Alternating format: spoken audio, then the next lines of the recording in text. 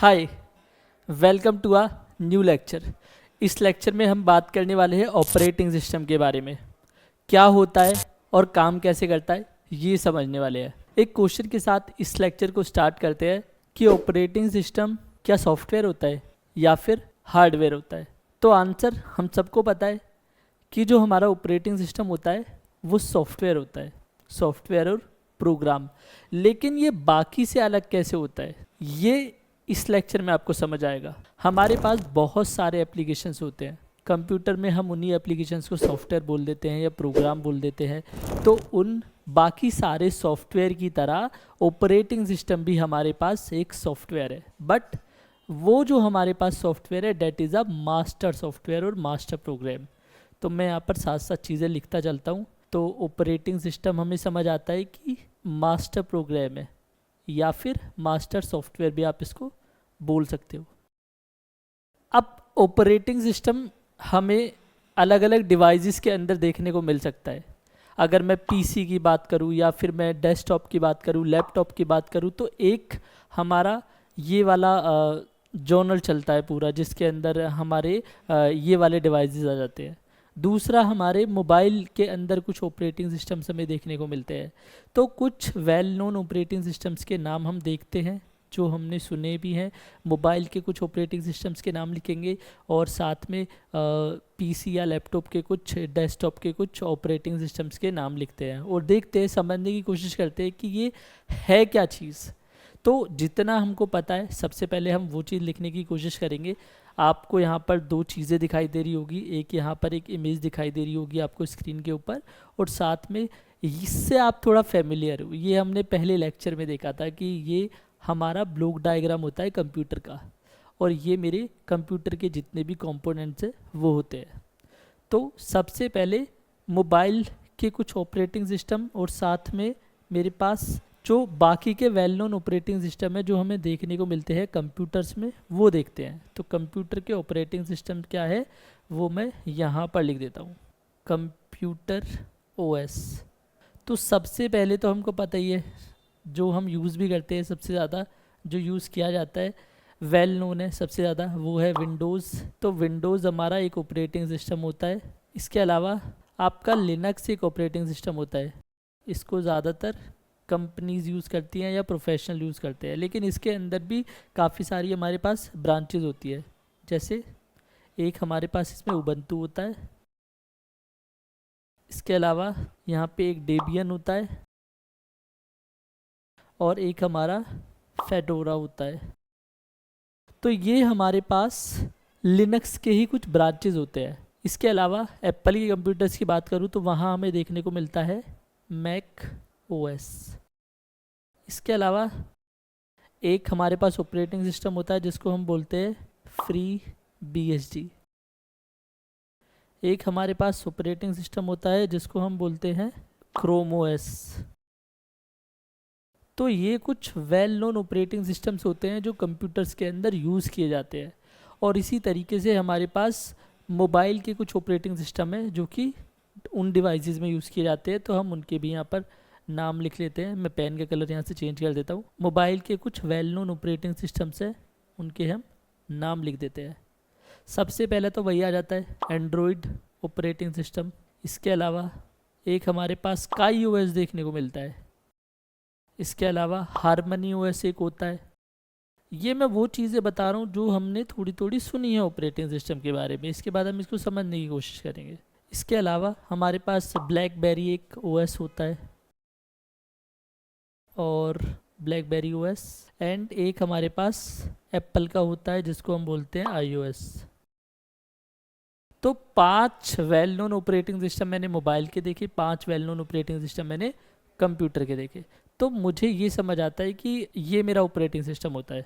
अब इसको थोड़ा सा डीप डाइव लेके चलते हैं कि ऑपरेटिंग सिस्टम मेरा काम क्या करता है, कैसे काम करता है, सबसे पहले क्या चीज़ें होती है। तो एक वर्ड होता है रिसोर्सेज, जो हमें समझना होगा, रिसोर्सेज और पेरिफेरल्स। तो मैं यहाँ पे लिख देता हूँ रिसोर्सेज और पेरिफेरल्स। इसका मतलब ये होता है कि कंप्यूटर के अंदर जो मेरा प्रोग्राम होता है, ठीक है, वो प्रोग्राम भी मैं आपको समझा देता हूँ। तो हम ये कुछ टर्म्स को समझने की कोशिश करते हैं ताकि आपको सारी चीज़ें अच्छे से समझ आ जाए। प्रोग्राम मेरे क्या होते हैं, जैसे कंप्यूटर के अंदर चीज़ें काम करती है वैसे ही सिमिलर वे में हमारी मोबाइल के अंदर भी सारी चीज़ें काम करती है। तो मुझे ये समझ आया अभी तक कि जो मेरा ऑपरेटिंग सिस्टम होता है वो एक मास्टर प्रोग्राम होता है। और मास्टर प्रोग्राम क्या करता है, आपने कोई ऐसे देसी मूवी देखी होगी तो उसमें आपको पता होगा, या हरियाणवी मूवीज़ में क्या होता है कि जो हमारे टीचर होते हैं ना उनको मास्टर साहब बोलते हैं। तो मास्टर क्या करते हैं, मास्टर कंट्रोल करता है सारी चीज़ों को, ठीक है, कि क्लास में डेकोरम बना के रखें बच्चे और उनको अच्छे से पढ़ाए और उनको असाइनमेंट देते हैं मास्टर साहब। तो इसी तरीके से जो ये मास्टर प्रोग्राम है ना, ये बाकी के जो मेरे प्रोग्राम हैं उनको कंट्रोल करता है। बाकी के प्रोग्राम मेरे कौन कौन से हैं, जैसे फॉर एग्जांपल्स मेरे पास व्हाट्सएप का एक प्रोग्राम है। प्रोग्राम और सॉफ्टवेयर दोनों एक ही चीज़ होते हैं, ठीक है। व्हाट्सएप का एक प्रोग्राम है मेरे पास इसके अलावा इंस्टाग्राम है। इंस्टाग्राम के अलावा मेरे पास यूट्यूब है। तो आपको मोबाइल फ़ोन के अंदर या फिर कंप्यूटर के अंदर जितने भी एप्लीकेशन, जितने भी सॉफ्टवेयर दिखाई देंगे उनको हम प्रोग्राम बोलते हैं। तो यहाँ पे ये मैं कुछ नाम लिख देता हूँ। यह हमारे पास एडोबे की पीडीएफ होती है, ठीक है, जिसके अंदर हम खोलते हैं एडोबे पीडीएफ। इसी तरीके से हमारे पास गूगल ट्रांसलेटर होता है, तो या फिर यहाँ पे गूगल ट्रांसलेटर हो गया, या फिर हमारे पास जिसको ट्विटर बोला जाता था पहले, अब वो एक्स हो गया है, वो होता है हमारे पास। तो ये हमारे पास हमारे पास काफ़ी सारे प्रोग्राम्स अवेलेबल है। और जो हमारा मास्टर प्रोग्राम होता है ऑपरेटिंग सिस्टम, वो इनको कंट्रोल करने का काम करता है। इतना क्लियर। अब देखते हैं रिसोर्सेज या पेरिफेरल्स क्या होते हैं। हमें पता है कि एक जो कंप्यूटर होता है उसमें बहुत सारे कंपोनेंट्स होते हैं। तो वो जो कंपोनेंट्स होते हैं ना, वो रिसोर्सेज होते हैं उसके। जैसे हमारे पास प्रिंटर एक रिसोर्स है, नेटवर्क एक रिसोर्स है, मॉनिटर एक रिसोर्स है हमारे पास, कीबोर्ड एक रिसोर्स है, माउस एक रिसोर्स है हमारे पास, या पेरिफेरल्स डिवाइस बोल दिया जाता है इनको। तो अब ऑपरेटिंग सिस्टम करेगा क्या, वो चीज़ को हम समझने की कोशिश करते हैं। तो ये मेरे को समझ आ गया कि रिसोर्सेज और पेरिफेरल्स इनको बोला जाता है। Mouse, keyboard, monitor, printer, network, ये सारे क्या हो गए, पेरिफेरल्स डिवाइस, ठीक है, जो एक्सटर्नली लगाए गए हैं हमारे पास, या इनको हम रिसोर्सेज भी बोल देते हैं, ठीक। अब बात करते हैं क्या ये जो मेरे रिसोर्सेज होते हैं इनको कौन यूज़ करेगा, ठीक है। जैसे मॉनिटर के ऊपर मैं कोई चीज़ देख रहा हूँ, मैं क्या हूँ, मैं एक यूज़र हूँ, ठीक है। मैं मॉनिटर के ऊपर देख रहा हूँ तो कौन यूज़ कर रहा है उसको, मैं यूज़ कर रहा हूँ, ठीक है। मैंने एक कोई कमांड दी और प्रिंटर से एक प्रिंट आउट निकल के आया, तो उसको किसने यूज़ किया, मैंने यूज़ किया, ठीक है। नेटवर्क से मतलब है कि मैंने अपने कॉलेज की वेबसाइट को ओपन करके देखा, तो यानी कि वहाँ पर 2G 3G 4G 5G network use हो रहा है। तो उस नेटवर्क को यूज़ किसने किया, एक यूज़र ने यूज़ किया, ठीक है। कीबोर्ड हो गया, ठीक है। तो कीबोर्ड के ऊपर कुछ टाइप करके मैंने व्हाट्सएप पे अपने दोस्त को मैसेज किया, तो वो किसने यूज़ किया, यूज़र ने यूज़ किया, ठीक है। या फिर इसके अलावा जो मेरा माउस है, माउस से मैंने कहीं पे जाके किसी एप्लीकेशन को ओपन किया, तो वो भी क्या हुआ कि एक यूज़र ने यूज़ किया, यानी कि मैंने यूज़ किया। तो ये जितने भी रिसोर्सेज हैं या फिर मेरे पास पेरिफेरल डिवाइस है, इनको यूज़ कौन करता है, इनको यूज़र यूज़ करता है। क्या यूज़र इनको डायरेक्टली यूज़ कर सकता है, आंसर है नहीं। हम इसको डायरेक्टली यूज़ नहीं कर सकते, ठीक है। इनको यूज़ करने के लिए हमें किसी की हेल्प चाहिए, इन सारे रिसोर्सेज को, जो हमारे लिए चीज़ों को आसान बनाए। और वो आसान बनाने की जो काम करता है वो हमारा ऑपरेटिंग सिस्टम करता है। ऑपरेटिंग सिस्टम हमको एक एनवायरनमेंट देता है, और उस एनवायरनमेंट के अंदर जब हम जाते हैं तो वो हमें चीज़ों को बहुत आसान करके दिखा देता है और हम उन चीज़ों को यूज़ कर लेते हैं, यानी कि इन रिसोर्सेज को। अब मान के चलिए अगर ऑपरेटिंग सिस्टम को हटा दिया जाए बीच से, और ये मेरे पास कुछ रिसोर्सेज है, तो अभी मैंने बोला ना कि इन रिसोर्सेज को आप डायरेक्टली यूज़ नहीं कर सकते। डायरेक्टली अगर मैं यूज़ नहीं कर सकता तो इसका मतलब है कि अब क्योंकि हमने सीन से ऑपरेटिंग सिस्टम को हटा दिया, अब क्योंकि ऑपरेटिंग सिस्टम हमारे लिए क्या कर रहा था, चीज़ों को आसान कर रहा था, तो हमने कहा कि भाई अभी नहीं, अभी थोड़ा देखते हैं, डिफ़िकल्टी देखते हैं चीज़ों को। तो अब बताइए, जैसे अभी अगर आप अपने कंप्यूटर को ऑन करते हो तो आप मोबाइल की स्क्रीन होती है या मॉनिटर जो होता है हमारे कंप्यूटर का, उससे किस तरीके से इंटरेक्ट करते हो। वहाँ पर कुछ आइकन्स होते हैं, ठीक है। उन आइकन्स के ऊपर आप क्लिक करते हो तब वो सारी चीज़ें दिखाई देती है आपको। क्या मॉनिटर की स्क्रीन को मैं आपके आगे ला के रख दूँ अगर इंडिविजुअली, ठीक है, तो क्या आप उसको यूज़ कर पाओगे? कोई यूज़ नहीं होगा उसका। अगर कीबोर्ड को ला के रख दूँ खाली ऐसे ही, तो क्या यूज़ कर पाओगे? नहीं यूज़ कर पाओगे। क्या प्रिंटर को ऐसे ही ला के रख दूँ तो क्या यूज़ कर पाओगे? नहीं कर पाओगे। ठीक है, मतलब ये जितने भी रिसोर्सेज की हमने बात की है, अगर उन सारे रिसोर्सेज को मैं आपकी आंखों के आगे ला के रख दूँ, ठीक है, और ऑपरेटिंग सिस्टम को हटा दूँ, क्योंकि इतना तो हमको भी पता है कि जब हम कंप्यूटर या लैपटॉप के बटन को ऑन करते हैं तो सबसे पहली चीज़ हमें क्या दिखाई देती है? हमें ऑपरेटिंग सिस्टम लोड होते हुए दिखाई देता है। अगर उस ऑपरेटिंग सिस्टम को हटा दिया जाए तो ये क्या रह जाएंगे? ये डिब्बे रह जाएंगे खाली, ठीक है। इन डिब्बों से आप डायरेक्टली नहीं कह सकते कुछ भी, आप कीबोर्ड से कट कट कट ऐसे करते रहना, कुछ नहीं होने वाला, क्योंकि ऑपरेटिंग सिस्टम हमने हटा दिया, मास्टर प्रोग्राम हमने हटा दिया।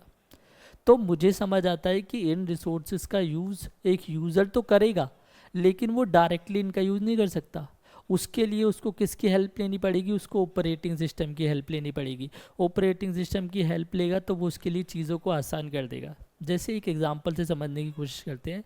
एक लाइब्रेरियन होता है, इतनी सारी बुक्स रखी हुई है, तो आप क्या करते हो? उस लाइब्रेरियन की हेल्प लेते हो।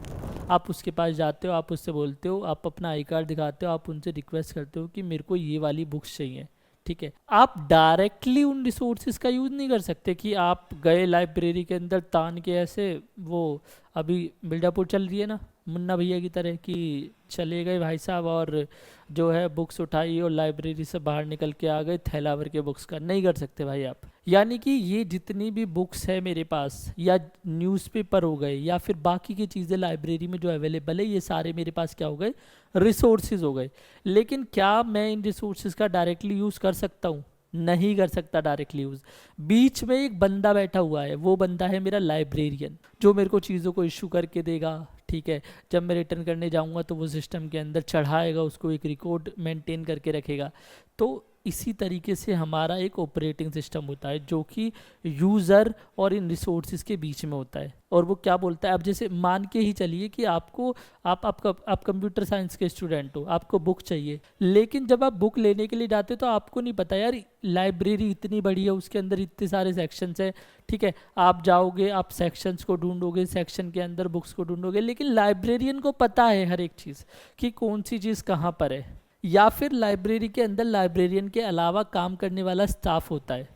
तो लाइब्रेरियन क्या करता है कि सारी चीज़ों को कंट्रोल करता है, उस स्टाफ को भी कंट्रोल करता है, बुक्स किस सेक्शन में रखी जाएगी, या कितनी डेट में आपको वो रिटर्न करनी है, अगर आपने रिटर्न नहीं करी तो फाइन। वो सारी चीज़ों को मैनेज करने का काम करता है, सारे रिसोर्सेज को मैनेज करने का काम करता है, आपके और लाइब्रेरी के जितने भी रिसोर्सेज हैं उनके बीच में।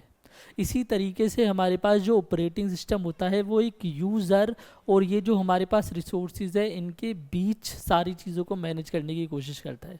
आप डायरेक्टली जाके यूज़ नहीं कर सकते बिना ऑपरेटिंग सिस्टम के इसको। तो इतनी चीज़ें अपने को समझ आई।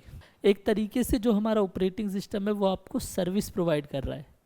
जैसे हम किसी सर्विस के लिए रिक्वेस्ट करते हैं ना, जैसे आपको अगर केबल लगवानी है अपने घर टीवी के लिए, तो आप क्या करोगे? आपको केबल ऑपरेटर को कांटेक्ट करना पड़ेगा, बीच में एक बंदा है। आप ऐसे नहीं कर सकते कि आप मार्केट से एक केबल को ख़रीद के लाए, टीवी में लगाए, यानी कि आपके टीवी और आपके बीच में जो केबल ऑपरेटर है वो एक मीडियम है जिसके थ्रू आपको जितने भी चैनल्स वगैरह है वो सारे दिखाई देंगे। कोई भी एग्जांपल उठा के देखोगे तो आपको ये सारी चीज़ें पता चलेगी। तो जो हमारा केबल ऑपरेटर है वो क्या कर रहा है? हमको एक सर्विस प्रोवाइड कर रहा है, ठीक है। हर महीने आएगा, 300 रुपीज़ चार्ज करेगा, ठीक है, और हम उसके द्वारा जो सर्विस दी गई है उसका यूज़ करते हैं। इसी तरीके से मोबाइल फ़ोन में जब हम रिचार्ज कराते हैं, जियो का रिचार्ज कराते हैं, तो जियो क्या है? उस नेटवर्क और हमारे बीच में एक ऑपरेटर है, ठीक है। समझ आ रहा है थोड़ी थोड़ी चीज़ें कि मैं क्या कहने की कोशिश कर रहा हूँ?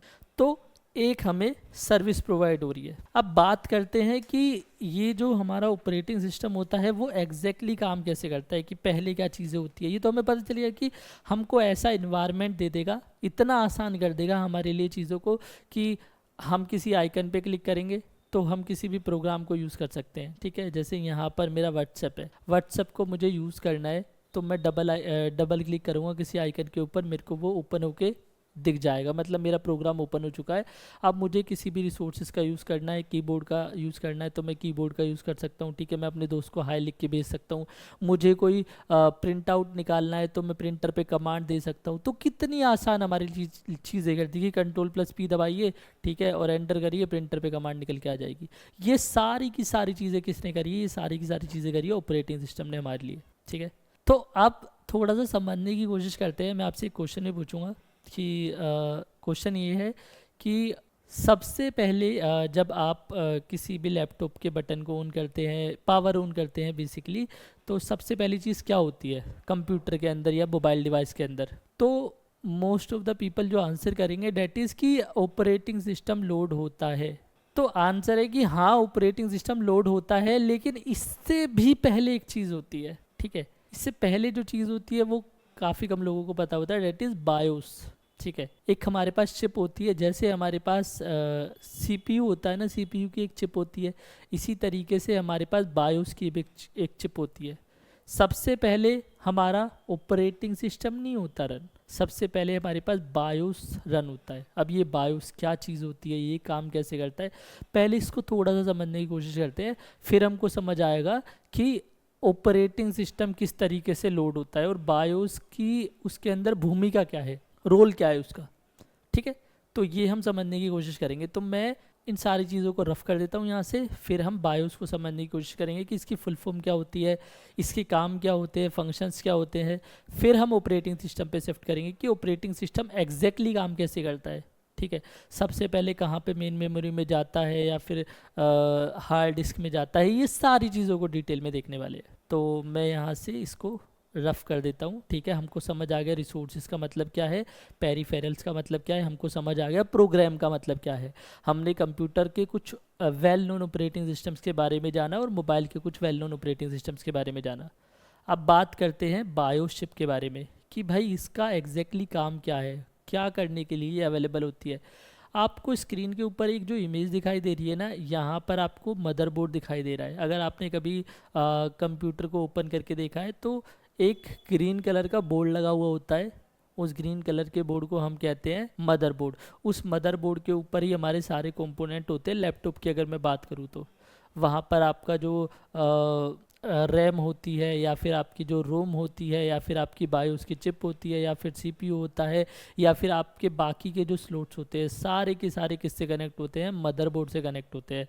इसी तरीके से मोबाइल में भी एक मदरबोर्ड होता है जिसमें सारी चीज़ें इनकॉर्पोरेट होती है। तो बायोस को समझने की कोशिश करते हैं कि बायोस, सबसे पहले इसकी फुल फॉर्म समझते हैं, बायोस होता क्या है। बायोस की जो फुल फॉर्म हमारे पास होती है वो होती है बेसिक, बी से हो गया बेसिक, आई से हो गया इनपुट, ओ से हो गया बेसिक इनपुट आउटपुट सिस्टम। इसके प्राइमरली आपको 4 काम देखने को मिलते हैं, ठीक है। वो 4 काम क्या है वो देखते हैं। सबसे पहले जो काम है इसका वो है वेकअप का, ठीक है। वेकअप यहाँ पे लिख देते हैं। अब इनके मतलब भी हम समझने की कोशिश करेंगे थोड़ी देर में कि वेकअप का क्या मतलब है। ये चलता हमारा किससे पहले? ये हमारा चलता है ऑपरेटिंग सिस्टम के लोड होने से पहले, यानी कि विंडोज़ के लोड होने से पहले। उसके बाद है चेकअप। थर्ड जो चीज़ है डेट इज़ गेटिंग रेडी। और फिर जो लास्ट चीज़ आपको देखने को मिलती है डेट इज़ हैंडिंग ओवर। और हैंडिंग ओवर किसको करता है? ऑपरेटिंग सिस्टम को करता है ये हैंडिंग ओवर। वेकअप से समझने की कोशिश करते हैं। कभी भी आप मोबाइल फ़ोन को ऑन करते हो ना, स्विच ऑफ से स्विच ऑन करते हो या फिर जैसे आपके पास लैपटॉप है आप उसके बटन को ऑन करते हो, तो सबसे पहली चीज़ आपको स्क्रीन के ऊपर क्या दिखाई देती है? सबसे पहली चीज़ आपको दिखाई देती है, जैसे मोबाइल फ़ोन की अगर बात करूँ तो आपको दिखाई देता है पावर्ड बाय एंड्रॉयड लिखा हुआ है। या फिर विंडोज़ में क्या है कि एक स्क्रीन आती है, वहाँ पर विंडोज़ का लोगो दिखाई देता है आपको। या फिर एक पुराना मोबाइल आया करता था नोकिया का, वहाँ पर क्या था कि जैसे ही आपने ऑन किया तो 2 ऐसे हैंड आते हैं और हैंड शेक होते हैं। तो सबसे पहले क्या होता है कि जैसे ही मैंने उसको बटन को क्लिक किया, इसका मतलब है कि जो ये मेरी बायोस वाली चिप है ये जाग गई। अभी तक क्या है? अभी तक ये सो रही है, ठीक है।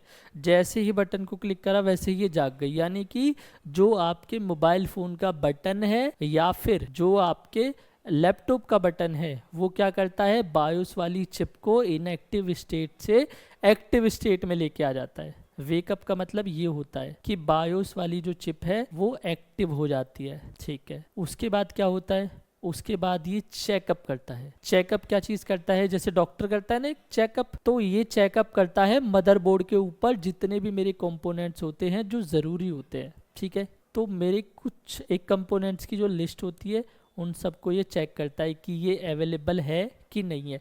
आपने कई बार देखा होगा कि अगर आप किसी विंडोज़ के ऑपरेटिंग सिस्टम को डाउनलोड करने के लिए जाते हैं किसी वेबसाइट से, तो वहाँ पर कुछ रिक्वायरमेंट्स लिखी रहती हैं। वो रिक्वायरमेंट्स क्या होती हैं कि आपको एटलीस्ट इतने जीबी रैम तो चाहिए इसको चलाने के लिए, आपको इतने जीबी स्टोरेज तो चाहिए इसको चलाने के लिए, होता है ना ये सारी चीज़ें। तो वही चीज़ों का चेकअप करा जाता है यहाँ पर, ठीक है। यहाँ पर देखा जाता है क्या मॉनिटर ठीक से वर्क कर रहा है या नहीं कर रहा, ठीक है। क्या रैम ठीक से वर्क कर रही है या नहीं कर रही, क्या हार्ड डिस्क अवेलेबल है इस कंप्यूटर के अंदर या नहीं है, ठीक है। तो इस तरीके से सारी चीज़ें हमारी देखी जाती है। क्या मेरा सीपीयू काम कर रहा है, नहीं कर रहा। कई बार आपने देखा होगा कि कई बार कंप्यूटर जब ख़राब हो जाता है, जैसे रैम में कुछ प्रॉब्लम आ रही है, तो कई बार क्या होता है कि जैसे आपने उसको ऑन किया तो वो अपने आप बंद हो गया, थोड़ी देर बाद बंद हो गया, ठीक है, चलते चलते बंद हो गया, या फिर वो ऑन ही नहीं हो पा रहा। तो वहाँ पर क्या होता है कि उसके अंदर वो आपको कुछ भी चीज़ें नहीं दिखा रहा है ना। उसका रीज़न क्या है मेनली, कि जब हम चेक कर रहे हैं चीज़ों को तो वहाँ पर वो चीज़ या तो अवेलेबल नहीं है या वो फिर ख़राब पड़ी है। मान लीजिए अभी हमें जैसे पता है कि किसी भी चीज़ को रन होने के लिए कहाँ पर आना होता है, किसी भी प्रोग्राम को रन होने के लिए कहाँ पर आना होता है, हार्ड डिस्क से उसको आना होता है हमारा मेन मेमोरी के अंदर। इतना हमको पता है, हार्ड डिस्क से मेन मेमोरी के अंदर आना पड़ता है। जब हार्ड डिस्क से मेन मेमोरी के अंदर चीज़ आएगी, अब सपोज कीजिए आप हो बड़े शैतान टाइप के बंदे, तो आपने क्या करा, आपने इसको ही हटा दिया, मेन मेमोरी को ही हटा दिया, रैम को ही हटा दिया। तो अब होगा क्या, जब रैम ही नहीं है तो आपका जो मास्टर प्रोग्राम है वो लोड किसके अंदर हो गया, होगा नहीं लोड हो पाएगा। तो इसका मतलब है कि ये वाली चीज़ नहीं है, तो आपका बेसिक इनपुट आउटपुट सिस्टम जो है वो विंडोज़ को लोड ही नहीं होने देगा, क्योंकि वो सेकंड पॉइंट पे ही अटक गया। अब मान लीजिए कि सारी चीज़ें ठीक है, मेरा सीपीयू भी अच्छे से काम कर रहा है, मेरा मॉनिटर भी अच्छे से काम कर रहा है, ठीक है, उसके बाद मेरी रैम भी अच्छे से काम कर रही है, जितनी रिक्वायरमेंट्स है उतनी रैम भी हमारे पास अवेलेबल है, जितनी हार्ड डिस्क चाहिए चलाने के लिए वो भी हमारे पास अवेलेबल है,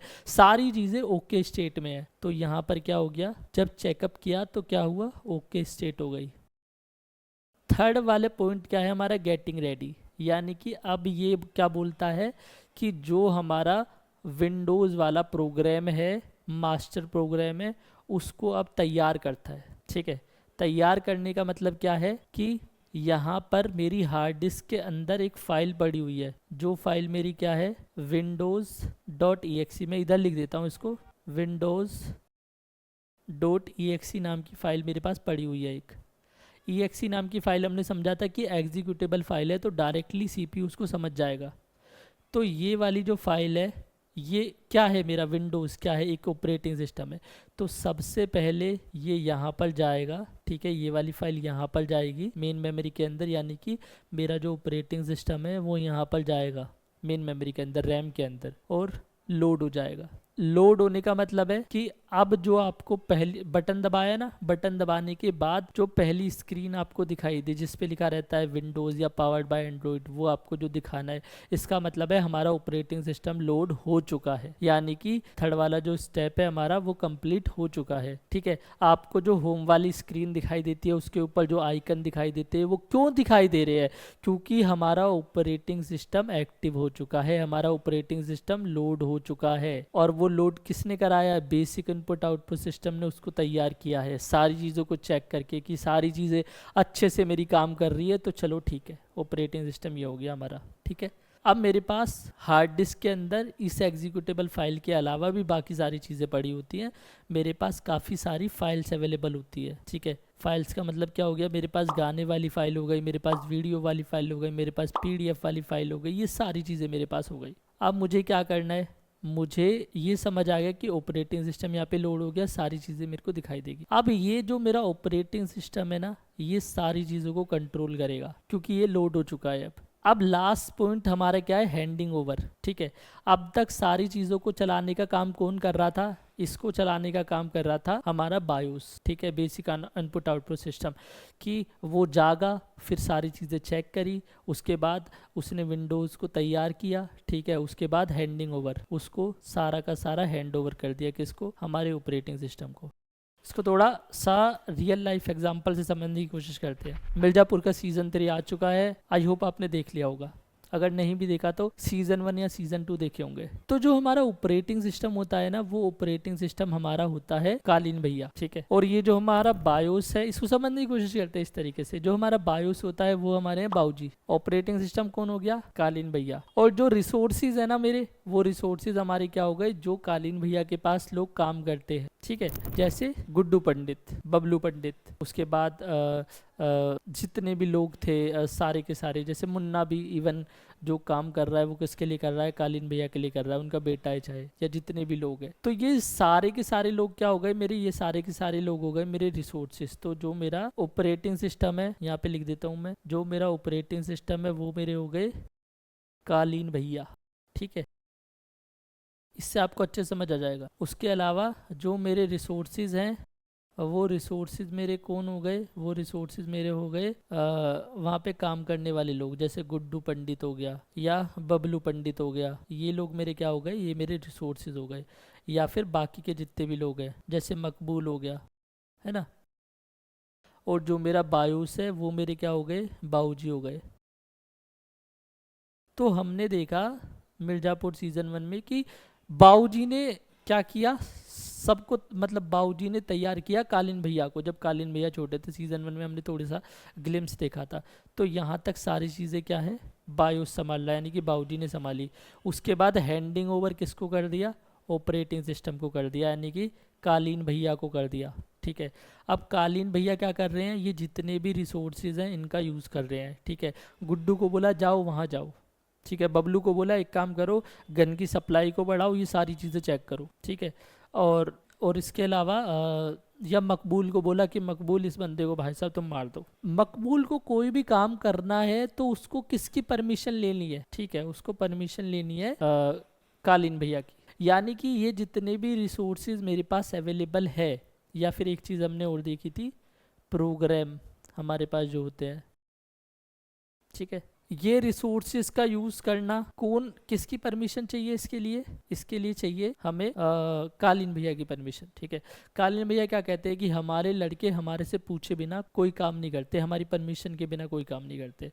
तो यानी कि अब मेरे पास कोई प्रोग्राम है, ठीक है, प्रोग्राम अभी हमने देखा बहुत सारे प्रोग्राम है। अब उनकी जो फाइल्स है या फिर जो वो प्रोग्राम है, हमको पता है जब हम उनको डाउनलोड करते हैं तो वो कहाँ पर अवेलेबल होते हैं हमारे, वो हमारे हार्ड डिस्क के अंदर अवेलेबल होते हैं। लेकिन उनको रन होना है तो कहाँ पर आना पड़ेगा, उनको रन होने के लिए आना पड़ेगा यहाँ पर मेन मेमोरी के अंदर। और मेन मेमोरी के अंदर ऑपरेटिंग सिस्टम पहले से अवेलेबल है। तो अब मुझे क्या करना है, जैसे whatsapp.exe नाम की मेरी फाइल है एक, जब हम किसी चीज़ को डाउनलोड करते हैं तो उसकी एक फ़ाइल अलग होती है, लेकिन जब हम उसको इंस्टॉल करते हैं तो वहाँ पर हमारी exe वाली फ़ाइल जनरेट हो जाती है। अब ये वाली फ़ाइल को हमने डबल क्लिक करा एक आइकन पे, तो ये वाली फ़ाइल कहाँ पर आ गई, यहाँ पर आ गई व्हाट्सएप वाली। अब ये व्हाट्सएप वाली फ़ाइल जब यहाँ पर आई है तो ये किसके कंट्रोल में है, ये ऑपरेटिंग सिस्टम के कंट्रोल में है, ठीक है। इसको किससे परमिशन लेनी पड़ेगी, इसको परमिशन लेनी पड़ेगी ऑपरेटिंग सिस्टम से, किसी भी चीज़ को करने के लिए, किसी भी रिसोर्सेज का यूज़ करने के लिए, ठीक है। तो अब यहाँ पर थोड़ा सा समझते हैं। जैसे व्हाट्सएप के अंदर आपको मैसेज करना है, मैसेज करने के लिए आपको क्या चाहिए, आपको चाहिए कीबोर्ड, ठीक है। तो आपको कीबोर्ड चाहिए। अब जैसे ये गुड्डू पंडित हो गया, बबलू पंडित हो गया, ठीक है। अब मान लीजिए कि अगर प्रोग्राम को हम कैसे मान सकते हैं, प्रोग्राम को हम कह सकते हैं कि एक कोई बंदा, प्रोग्राम को भी हम मान लेते हैं कि एक कोई बंदा है, ठीक है। ये भी कालीन भैया के या काम करने वाले कोई बंदे हो गए, ठीक है। इनमें से कोई बंदा हो गया या फिर मुन्ना हो गया, मान लो ये मुन्ना हो गया हमारा, ठीक है। अब मुन्ना को अगर कहीं पे जाना है, ठीक है, और तो उन्होंने क्या बोला कि हम गुड्डू पंडित को साथ ले जाएं या मकबूल को साथ ले जाएं, तो यानी कि मुन्ना यहाँ परमिशन ले रहा है कालीन भैया की, ठीक है, इन रिसोर्सेज को यूज़ करने के लिए कि मकबूल को ले जाए क्या, या फिर कोई और बंदा है, ठीक है।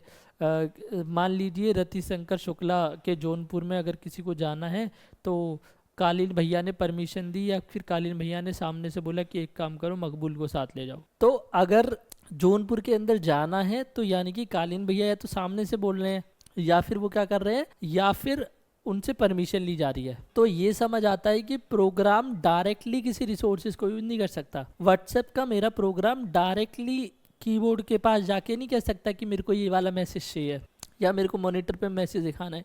वो किसके पास जाएगा, वो ऑपरेटिंग सिस्टम के पास जाएगा और ऑपरेटिंग सिस्टम से रिक्वेस्ट करेगा, यानी कि कालीन भैया से रिक्वेस्ट करेगा। ठीक है, रिसोर्सेज में बाकी सारी चीज़ें भी आ सकती हैं, जैसे गन्स भी आ सकती है। ठीक है, जो अफीम की खेती करते थे वो भी आ सकता है, मतलब काफ़ी सारे रिसोर्सेज आ सकते हैं। गन्स की सप्लाई बढ़ाना है तो किससे पूछना पड़ेगा, कालीन भैया से पूछना पड़ेगा। ठीक है, तो ऑपरेटिंग सिस्टम हमारा क्या है, मास्टर प्रोग्राम है जो बाकी के सारे प्रोग्राम्स को कंट्रोल करता है हमारे। और उन प्रोग्राम्स को अगर किसी भी रिसोर्स का यूज़ करना है तो उनको परमिशन लेनी पड़ेगी, किससे, ऑपरेटिंग सिस्टम से। ठीक है, व्हाट्सएप के अंदर मेरे को किसी को मैसेज भेजना है तो मुझे क्या करना पड़ेगा, मुझे ऑपरेटिंग सिस्टम से पूछना पड़ेगा कि यूज़र क्या बोल रहा है, यूज़र हाई लिखने का बोल रहा है तो क्या मैं कीबोर्ड से ले लूँ, तो ऑपरेटिंग सिस्टम क्या बोलेगा कि हाँ ले लो। ठीक है, फिर व्हाट्सएप की जो मेरा प्रोग्राम है वो क्या बोलेगा, मॉनिटर पे दिखाना है, क्या मैं दिखा दूँ, ऑपरेटिंग सिस्टम बोलेगा ठीक है दिखा दो। मेरे प्रोग्राम मेरा कोई प्रोग्राम है जिसके अंदर मेरे को प्रिंट निकालना है। ठीक है, तो वो प्रोग्राम क्या बोलेगा जाके ऑपरेटिंग सिस्टम से कि यूज़र ने प्रिंट आउट मांगा है क्या दे दूँ, वो कहेगा हाँ दे दो। ठीक है, इस तरीके से समझ पा रहे हो। यानी कि ये जो मेरा प्रोग्राम है ना, ये किसके अंडर काम करता है, ये ऑपरेटिंग सिस्टम के अंदर काम करता है, यानी कि मास्टर प्रोग्राम के अंडर काम करता है। ये अपने से कुछ नहीं कर सकता। अब ये जब रिक्वेस्ट करता है ना, तो इस रिक्वेस्ट को ऑफिशियली क्या बोला जाता है, इसको बोला जाता है सिस्टम कॉल्स। मैं यहाँ पर लिख देता हूँ इसको, एक सेकेंड। जब मेरा प्रोग्राम ऑपरेटिंग सिस्टम से कोई भी बातचीत करेगा, ठीक है, कोई भी रिक्वेस्ट करेगा, वो रिक्वेस्ट क्या हो सकती है, वो रिक्वेस्ट हो सकती है कि मुझे कीबोर्ड की ज़रूरत है, कीबोर्ड से हाई लिख के यूज़र ने बोला है हाई लिख के उनको अपने दोस्त को भेजना है तो वो हाई चाहिए। हाई के लिए कीबोर्ड से एच लिखना पड़ेगा, आई लिखना पड़ेगा। ठीक है, तो ये जो रिक्वेस्ट करी जाती है, इस रिक्वेस्ट को का जो ऑफिशियल नाम है वो ऑफिशियल नाम है सिस्टम कॉल्स।